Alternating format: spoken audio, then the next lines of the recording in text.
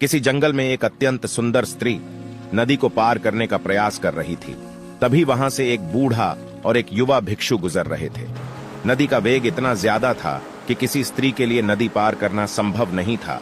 भिक्षुओं को देखकर स्त्री ने सहायता मांगी, परंतु भिक्षुओं के लिए नारी का स्पर्श सख्त मना था। इसके बावजूद युवा भिक्षु आगे बढ़ा और उसने उस स्त्री को अपने कंधे पर उठाकर नदी पार करवा दी। यह देखकर बूढ़ा भिक्षु क्रोध से भर उठा।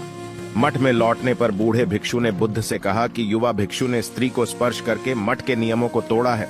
बुद्ध ने युवा भिक्षु की आंखों को पढ़ा और सारा मामला समझ लिया और कहा कि युवा भिक्षु ने तो स्त्री को नदी के उस पार अपने कंधे से उसी समय उतार दिया था, किंतु तुम तो अभी तक उसे अपने कंधे पर उठाकर घूम रहे हो।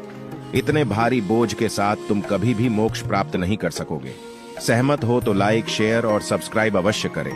एक बेवकूफ की पहचान उसकी बातों से होती है, पर एक समझदार इंसान की पहचान उसके शांत रहने से। इवन दोस्तों, आचार्य चाणक्य ने भी यह कहा था कि जिस व्यक्ति ने यह समझ लिया क्या, कब और कितना बोलना है, उस व्यक्ति को सफल होने से कोई नहीं रोक सकता। नंबर 3, साइलेंस आपके ओपोनेंट को कंफ्यूज कर देता है। जब तक कि कमरे में मौजूद सभी लोग 100% शांत न हो जाए, तब तक कुछ मत बोलो और बस वेट करो। और जब आपको लगे कि सबका ध्यान बस आपकी बात सुनने पर है, तब बोलना शुरू करो और अब आपकी बात 10 गुना ज्यादा इम्पैक्टफुल और जरूरी लगेगी। Number 2, silence laser focus build करता है। बुद्ध का कहना था कि बोलने से पहले अपने शब्दों को इन 3 क्वेश्चंस के गेट से पास होने दो। पहला, आप जो बोल रहे हो क्या उसमें वैल्यू है? दूसरा, क्या आपका बोलना अभी जरूरी है? तीसरा, क्या इन वर्ड्स से कोई डिफरेंस क्रिएट होगा? और जब आप साइलेंट स्टेट में होंगे, तब आपका फोकस इन सवालों पर जाएगा और आप बेहतर वर्ड्स को चूज करना सीख पाओगे। नंबर 1, साइलेंस लोगों का अटेंशन खींचता है। आपने भी यह नोटिस करा होगा कि जब आप बोल रहे होते हो तो कई बार लोग आपकी बातों पर जरा भी ध्यान नहीं देते, पर जैसे ही आप चुप हो जाते हो, अचानक सबका ध्यान आपकी तरफ आ जाता है।